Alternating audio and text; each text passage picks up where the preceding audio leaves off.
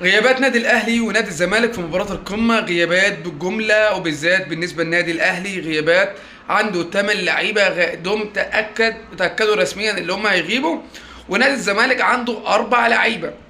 غيابات بالجمله هتاثر على المباراه بالنسبه للفريقين، بس هي هتاثر على النادي الاهلي الاكتر بسبب غيابات 8 لعيبه، وكمان لسه في لعيبه كمان ما تاكدش اللي هو هيلعبوا، ولا اكدوا اللي هم مش هيلعبوا.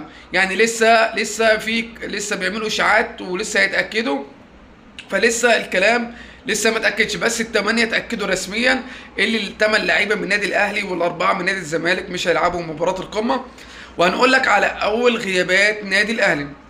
اول غيابات نادي الاهلي واحسن لاعب في نادي الاهلي واللي مؤثر غيابه عن نادي الاهلي هو امام عاشور. امام عاشور ربنا يشفيه، كلنا ندعو له بالشفاء، كانك اهلاوي زملكاوي اسماعيلاوي اي حد يدعي له بالشفاء، لانه زيك زي اخوك زي اي حد ربنا يشفيه، فلازم ندعو له بالشفاء ربنا يشفيه. ده كوره برضه مهما كان هنقوله في الاول والاخر دي كوره واحنا اخوات، فلازم ندعي لامام عاشور ربنا يشفيه ويقومه بالسلامه ويرجع للملاعب تاني.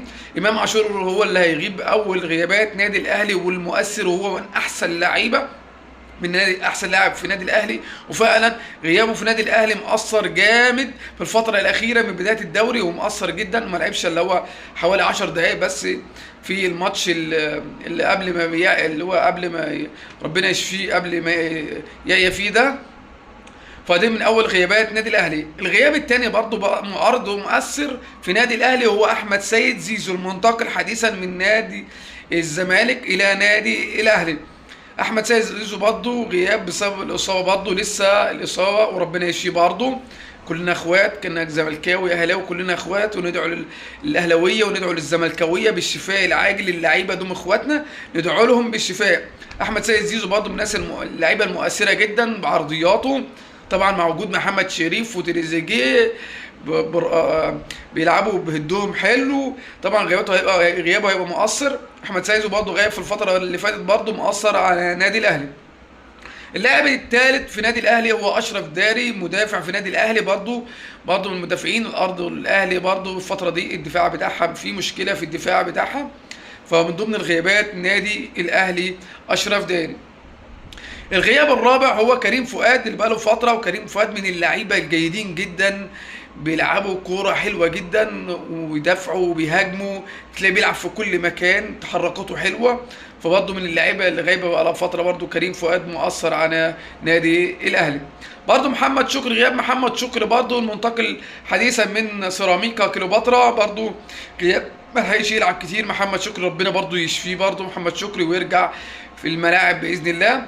برضه بالنسبه غيابات نادي الاهلي محمد عبد الله واحمد عبدين، دول في منتخب الشباب برضه من اللعيبه مش هتلعب.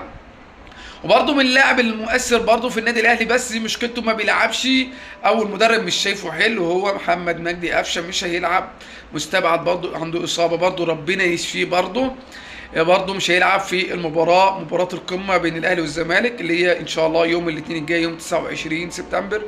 مش هيلعب محمد مجدي قفشة. احنا كده قلنا 8: إمام عاشور ومحمد شكري ومجدي محمد شكري وإمام عاشور ومجدي قفشة وكريم فؤاد وأحمد عبدين ومحمد عبد الله.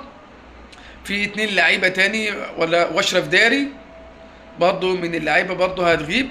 فدي غيابات نادي الاهلي. اما غيابات نادي الزمالك مش مؤثره جدا، وهم بقالهم حتى اللعيبه دي ما بتلعبش، وزي محمود جهاد مصاب بقاله فتره كبيره من قبل ما الدوري يبدا، ده من الناس اللي غايبه عن نادي الزمالك. اما الغياب الثاني من نادي الزمالك هو سيف الدين الجزيري اللي مستبعد، المدرب مستبعده نهائيا برضه، بقاله فتره ما لعبش برضه، وفي مهاجمين بديله كتير واحسن منه الحقيقه في نادي الزمالك، برضه مستبعده برضه نفس القصه. ومحمود جهاد مصابه لسه ربنا يشفيه، برضه ندعو بالشفاء ان شاء الله يقوم بالسلامه ويرجع للملاعب.